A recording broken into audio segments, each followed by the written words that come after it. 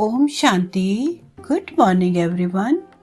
मैं आशा कालरा बाबा की जन्नत से आज एक कहानी के साथ आपके सामने आई हूँ और मेरी कहानी का नाम है भाग्य में लिखा मिट नहीं सकता। एक पहले मैंने एपिसोड बनाया था जिसमें था कि भाग्य का लिखा भी मिट सकता है। वो कैसे मिट सकता है? अगर हमारे कर्म इतने श्रेष्ठ हो जाए तो परमात्मा भी मजबूर हो जाता है कि मैं इसको आगे दुख नहीं दे सकता। लेकिन जो आज की हमारी स्टोरी है, आज की कहानी है, वो कहानी है भाग्य में लिखा मिट नहीं सकता। तो चलिए शुरू करते हैं। चंदन नगर का राजा चंदन सिंह बहुत ही पराक्रमी एवं शक्तिशाली था। उसका राज्य भी धन धान्य से भरपूर था। राजा की ख्याति दूर दूर तक फैली थी। एक बार चंदन नगर में एक ज्योतिषी पधारे। उनका नाम था भद्रशील। उनके बारे में विख्यात था कि वे बहुत ही पहुंचे हुए ज्योतिषी हैं और किसी के भी भविष्य के बारे में सही सही बता सकते हैं। वह नगर के बाहर एक छोटी कुटिया में ठहरे थे। उनकी इच्छा हुई कि वह भी राजा के दर्शन करे। उन्होंने राजा से मिलने की इच्छा व्यक्त की और राजा से मिलने की अनुमति उन्हें सहर्ष मिल गई। राज दरबार में राजा ने उनका हार्दिक स्वागत किया। चलते समय राजा ने ज्योतिषी को कुछ हीरे जवाहरात देकर विदा करना चाहा, परंतु ज्योतिषी ने यह कहकर मना कर दिया कि वह सिर्फ अपने भाग्य का खाते हैं। राजा की दी हुई दौलत से वह अमीर नहीं बन सकते। राजा ने पूछा, इससे क्या तात्पर्य है आपका गुरुदेव? तो कोई भी व्यक्ति अपनी मेहनत और किस्मत से गरीब या अमीर होता है। यदि राजा भी किसी को अमीर बनाना चाहे तो नहीं बना सकता। राजा की दौलत भी उसके हाथ से निकल जाएगी। यह सुनकर राजा को क्रोध आ गया। गुरुदेव, आप किसी का हाथ देखकर यह बताइए कि उसकी किस्मत में अमीर बनना लिखा है या गरीब।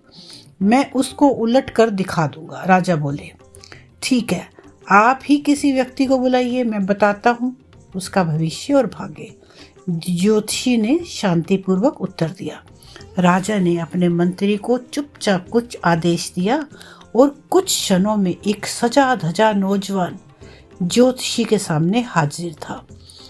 ज्योतिषी भद्रशील ने ध्यान से उस व्यक्ति का माथा देखा, फिर हाथ देखकर कहा, यह व्यक्ति गरीबी में जन्मा है और जिंदगी भर गरीब ही रहेगा। इसे खेतों और पेड़ों के बीच कुटिया में रहने की आदत है और वहीं रहेगा। राजा चंदन सिंह सुनकर हैरत में पड़ गया। बोला, आप ठीक कहते हैं। यह सजा धजा नौजवान महल के राजसी वस्त्र पहनकर आया है, परंतु वास्तव में यह महल के बागों की देखभाल करने वाला गरीब माली है। परंतु गुरुदेव, 1 वर्ष के भीतर मैं इसे अमीर बना दूंगा। यह गरीब जिंदगी भर नहीं रहेगा। राजा का घमंड देखकर ज्योतिषी ने कहा, ठीक है, आप स्वयं प्रयत्न कर लीजिए, मुझे आज्ञा दीजिए। और ज्योतिषी भद्रशील चंदन नगर से चले गए। राजा ने अगले दिन माली दयाल को बुलाकर एक पत्र दिया और साथ में यात्रा करने के लिए कुछ धन दिया। फिर उससे कहा कि यहाँ से 100 कोस दूर बालीपुर में मेरे परम मित्र भानु प्रताप रहते हैं, वहां जाओ और यह पत्र उन्हें दे आओ। सुनकर दयाल का चेहरा लटक गया। वह पत्र लेकर अपनी कुटिया में आ गया और सोचने लगा, यहाँ तो पेड़ों की थोड़ी बहुत देखभाल करके दिन भर आराम करता हूँ, अब इतनी गर्मी में इतना दूर जाना पड़ेगा। परंतु राजा की आज्ञा थी, इसलिए अगले दिन सुबह तड़के वह चंदन नगर से पत्र लेकर निकल गया। 2 गांव पार करते करते वह बहुत थक चुका था और धूप चढ़ने लगी थी। इस कारण उसे भूख और प्यास भी जोर की लगी थी। वह उस गांव में बाजार से भोजन लेकर एक पेड़ के नीचे खाने बैठ गया। अभी आधा भोजन ही कर पाया था कि उसका एक अन्य मित्र जो खेती ही करता था मिल गया। दयाल ने अपनी परेशानी अपने मित्र टीकम को बताई।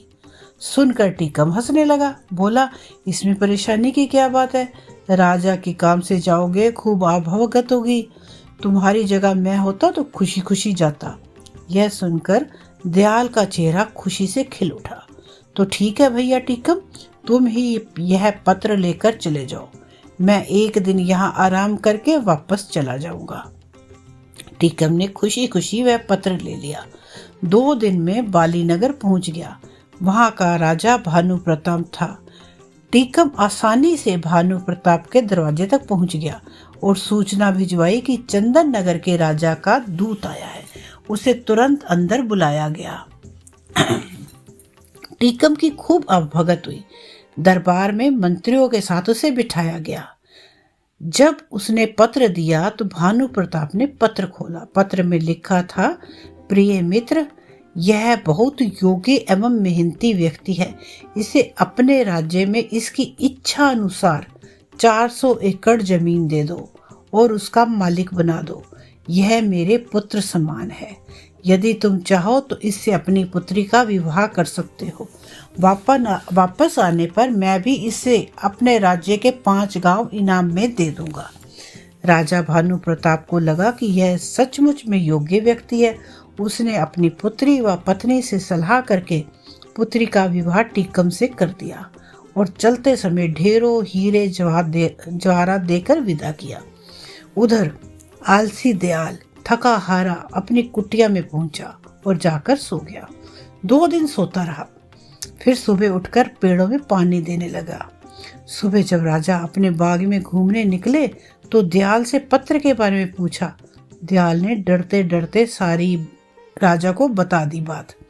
राजा को बहुत क्रोध आया और साथ ही ज्योतिषी की भविष्यवाणी भी याद आई, परंतु राजा ने सोचा कि कहीं भूल चूक भी हो सकती है, अतः वह एक बार फिर प्रयत्न करके देखेगा कि दयाल को धनिक किस प्रकार बनाया जाए। 3-4 दिन पश्चात दयाल राजा का गुस्सा कम करने की इच्छा से खेत से बड़े बड़े तरबूज तोड़कर लाया और बोला, सरकार, इस बार फसल बहुत अच्छी हुई है। देखिए खेत में कितने कितने बड़े तरबूज हुए हैं। राजा खुश हो गया। उसने चुपचाप अपने मंत्री को इशारा कर दिया। मंत्री एक बड़ा तरबूज लेकर अंदर चला गया और उसे अंदर से खोखला कर उसमें हीरे जवाहरात भरवा कर ज्यों का त्यों चिपका कर ले आया। राजा ने दयाल से कहा, हम आज तुमसे बहुत खुश हुए हैं, तुम्हें इनाम में यह तरबूज देते हैं। सुनकर दयाल का चेहरा फिर लटक गया। वह सोचने लगा कि राजा ने इनाम दिया भी तो क्या दिया।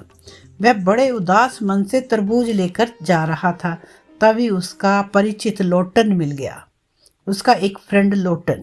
वह बोला, क्यों भाई इतने उदास होकर तरबूज लिए कहाँ चले जा रहे हो? दयाल बोला, क्या करूं, बात ही कुछ ऐसी है। आज राजा मुझसे खुश हो गए, पर इनाम में दिया यह तरबूज। भला तरबूज भी इनाम में देने की चीज है? मैं किसे खिलाऊंगा इतना बड़ा तरबूज? लोटन बोला, निराश क्यों होते हो भाई, इनाम तो इनाम ही है। मुझे ऐसा इनाम मिलता तो मेरे बच्चे खुश हो जाते। ठीक है, फिर ठीक है, तुम ही ले लो यह तरबूज। और दयाल तरबूज देकर कुटिया पर आ गया। अगले दिन राजा ने दयाल को फिर वही फटा हाल देखा तो पूछा, क्यों तरबूज खाया नहीं? दयाल ने सारी बात चुपचाप बता दी। राजा को दयाल पर बड़ा क्रोध आया, पर कर क्या सकता था। अगले दिन दयाल ने लोटन को बड़े अच्छे अच्छे कपड़े पहने बगदी में जाते देखा तो उसके आश्चर्य का ठिकाना न रहा। दयाल ने अचानक धनी बनने का राज लोटन से पूछा तो उसने तरबूज का किस्सा बता दिया। यह सुनकर दयाल हाथ मल कर रह गया। तभी उसने सोचा कि किसी राजा की बारात सी आ रही है। उसने पास जाकर पता किया तो पता लगा कि कोई राजा अपनी दुल्हन को ब्याह कर ला रहा था। ज्यों ही उसने राजा का चेहरा देखा तो उसके हाथों के तोते उड़ गए। उसने देखा राजसवारी पर टीकम बैठा था। अगले दिन टीकम से मिलने पर उसे पत्र की सच्चाई पता लगी, पर अब वह क्या कर सकता था। राजा ने भी किस्मत के आगे हार मान ली और सोचने लगा, ज्योतिषी ने सच ही कहा था, राजा भी गरीब को अमीर नहीं बना सकता। यदि उसकी भाग्य में गरीब रहना लिखा है अब राजा ने ज्योतिषी भद्रशील को बहुत ढूंढवाया, पर उनका कहीं पता ना लगा। ओम शांति।